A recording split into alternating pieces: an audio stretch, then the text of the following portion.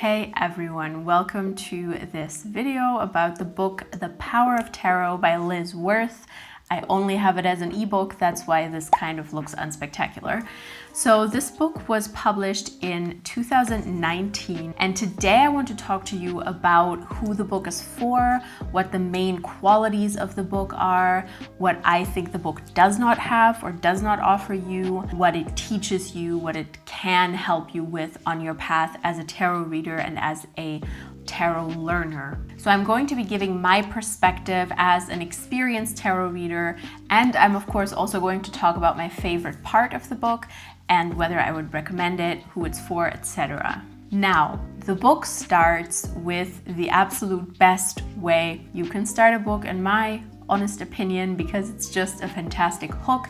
She starts with her story as a reader, how she started seeing tarot, how she started perceiving it, and that in the beginning she had a lot of insecurities. She thought she was supposed to lay down the cards and immediately get these visions, these ideas should come to her mind, you know? And I think a lot of people start off this way. And by starting this book off so relatably, you kind of immediately feel seen as the reader and as a tarot enthusiast, because you can really vibe with that, because so many of us go through that phase.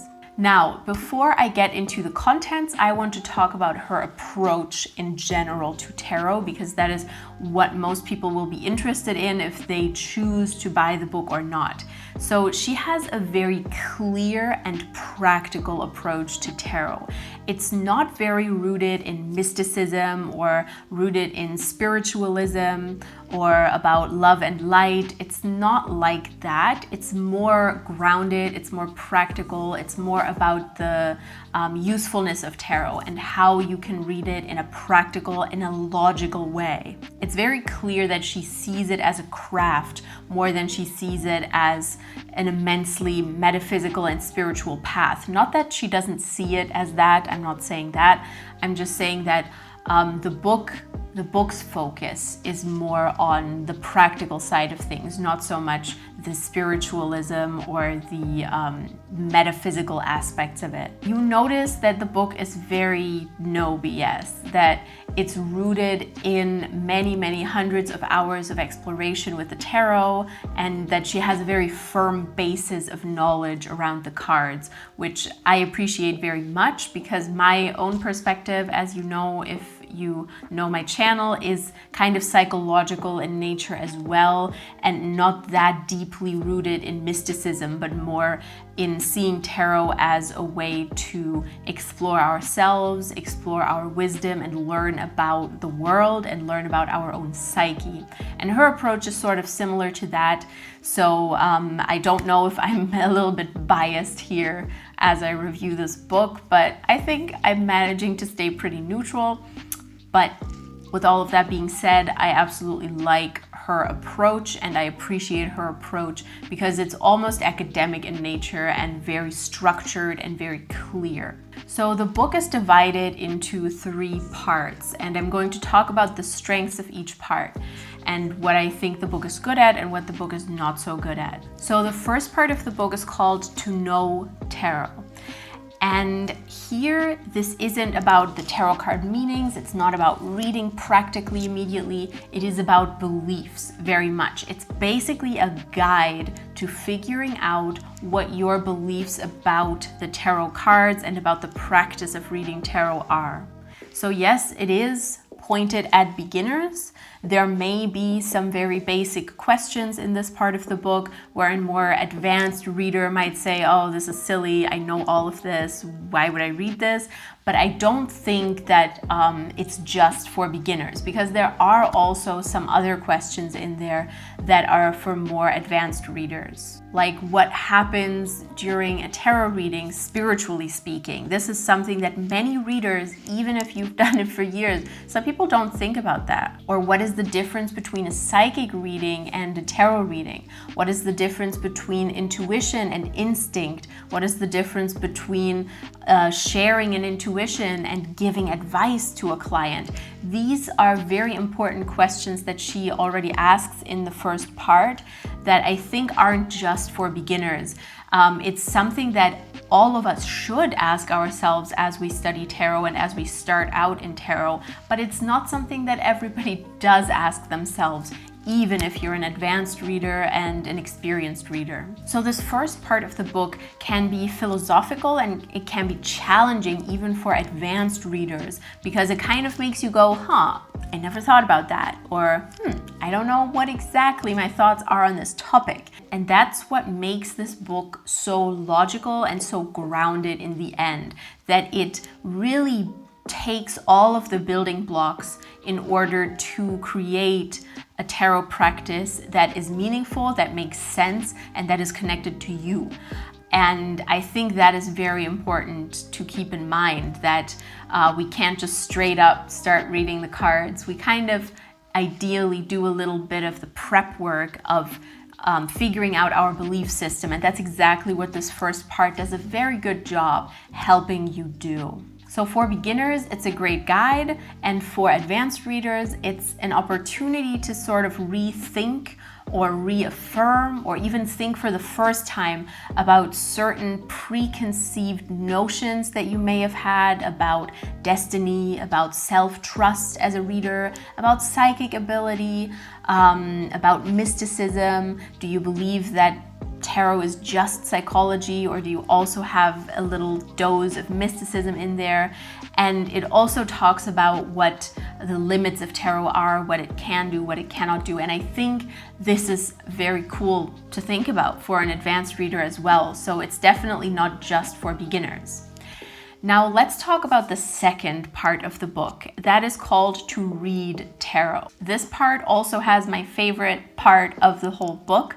I will go over this sort of quickly because this is kind of the part where she talks about the knowledge about the cards. So she goes over a lot of the basics of handling a deck here. She talks about shuffling the cards, she talks about drawing cards, she talks about the elemental energies, she talks about court cards, she talks about walking the line between knowledge and intuition, how to formulate empowering questions, and things like that. So the more actual, deck-based things.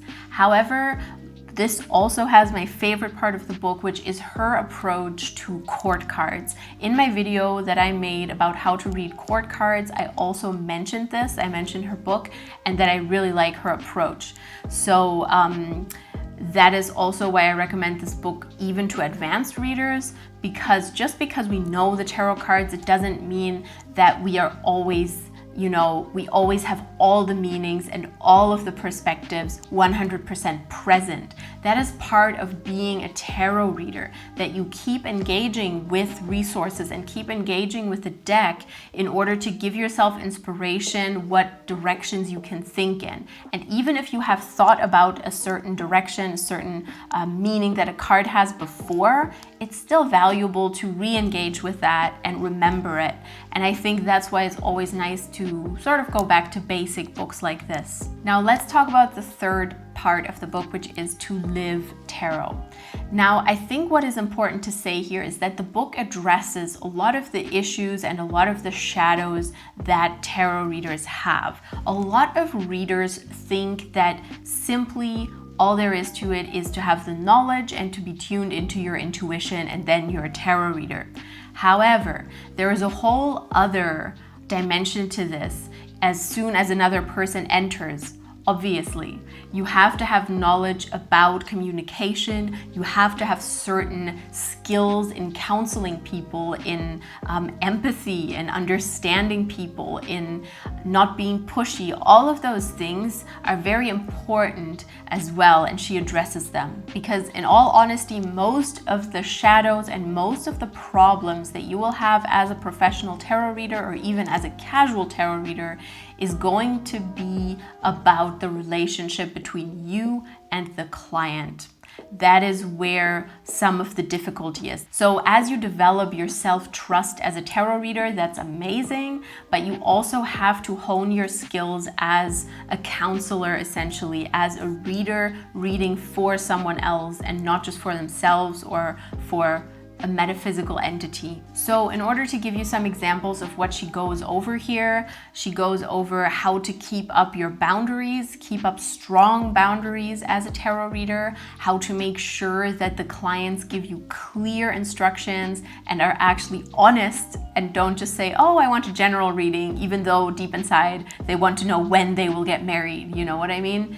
So I think that's very important to keep that communicative aspect in mind. And then at the same time, you have to be transparent about what you can do as a tarot reader and what you cannot do. And you have to tell your clients that. Especially beginner tarot readers often compromise their own ethics or their own abilities in order to satisfy clients. And I think it's very important that she addresses this and that she alerts people to it, that you should know your ethics, you should know your morals. For example, if you don't want to read about absent third parties, or meaning someone asking, what is my husband's thought process in this issue that we have in our marriage? Do you want to answer a question like that or don't you?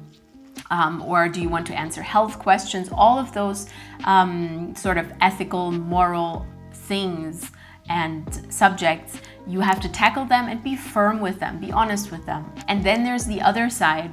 You know, the client isn't just the problem. Unclear clients or clients who have high expectations or unrealistic expectations or who breach your boundaries, that's not the only issue. You are also the issue as the reader, because you have a lot of power over people as a tarot reader. You have trust, you know, the people trust you. And if you are someone who, without noticing it, like subconsciously uses this trust to push advice on people, to force your opinion on people, that's problematic. Or if you assume too much about your clients, if you don't give the respect to the depth of these people that they deserve, if you don't respect that you can never know everything about them, that is also an issue. Or being biased because you have your own issues to deal with. And I'm not saying you have to overcome all of this and you have to be perfect in order to be a tarot reader, but it is simply a matter of being conscious of these aspects and of these issues and seeing, questioning yourself, do I have this issue, do I not? And then handling it in a responsible manner. Another thing, for example, is when a querent comes to you, does not take your advice, and then comes back and it turns out they didn't take your advice. How do you react as a reader? Some people, it will hurt their ego as a reader. They will be like, oh, this person doesn't take my advice anyways. Why am I reading for them? And they don't give enough mind to the complexity of another person. You know, this person has their whole own set of issues, and it is also your task as a tarot reader to point those out, obviously, and to be honest with the person. But don't judge them just because they don't take your advice or because you trying to influence them didn't work out. I think many people have this issue. Many readers have this issue, and it's something that we need to be aware of.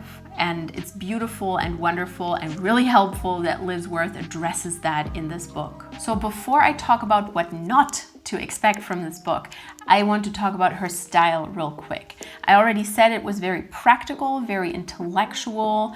Her words are very, very clear. The sentences are clear and it's very factual. You know, it's not splashing with emotion, but at the same time, what I like is that she always brings in anecdotes from her time as a reader or stories from her own life in order to explain and kind of illustrate the knowledge that she has in the book. So the book doesn't feel super dense because it has some nice stories like that as well. So let's talk about what not to expect from the book.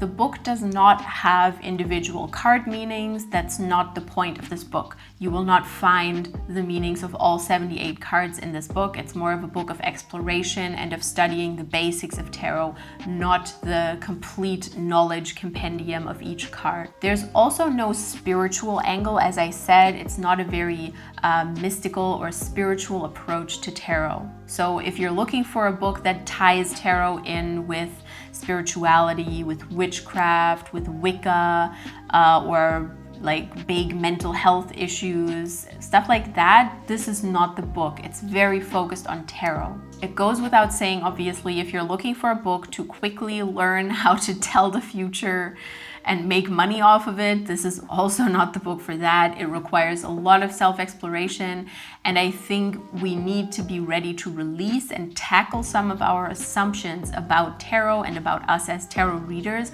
if we engage with this book. So it's not a hard book to read, it's not like a tough read, but you still have to sort of think along and be open to other approaches to tarot than just your own, and be open to think about things that you maybe have never thought about. So the only thing about the book that I was sort of missing, or that I think should be part of a basic book like this, is to talk about the synergies between tarot and other systems of knowledge. She briefly does talk about astrology and how and the Kabbalah, and how those systems are sort of separate from tarot and we shouldn't act like they are all the same. But at the same time, I feel like for a beginner, it is important to know that there is some value, some benefit, some potential in seeing the synergies between systems like tarot, the I Ching, the Kabbalah, astrology, alchemy.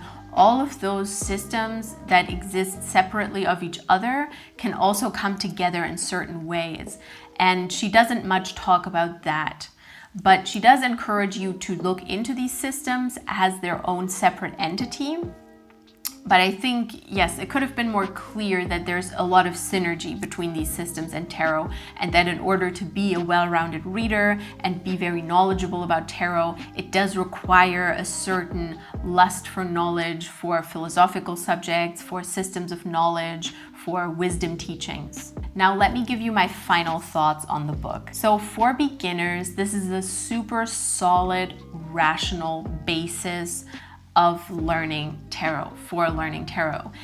And I think that if you are naturally a skeptic, if you are very much on the scientific side of things, or you want to see tarot through the lens of psychology very much, then this is a very good book for you, because it does take that thoughtful, sort of rational approach. For advanced readers and professional readers, I think it is interesting because it does talk about the shadows of being a tarot reader and about the issues of being a tarot reader, what you have to look out for, what the little traps, the little pitfalls are. That's very important. And as a professional reader, you can also rediscover some of the perspectives that you have on tarot that you may not have questioned in a while or may not have thought about in a long time. And as I said, I think reading a basic book like this is always a good idea to re-engage with certain aspects of your path that you may have forgotten about, that you may need inspiration for, especially if you're feeling a little directionless. So overall, this book really impressed me, and I think it's a great read for many people if you are looking to dive into the basics, into the belief system behind tarot. I'm going to link below some more book reviews of mine. I'm also going to link my Patreon with tarot spreads, journaling prompts, live videos where I draw cards, and it's also the best way to get regular readings with me on Patreon. So feel free to check that out. Instagram is below as well. If you want to dwell in my domain a little longer, you can also subscribe here, like this video, share this video, you know, all the good things, they do help. So I do need to say them at the end of each video. And I thank you so much for being here. Let me know if you have any books that you want me to review, or if you have any thoughts about this book. And I hope that you have the best of days and the best of weeks.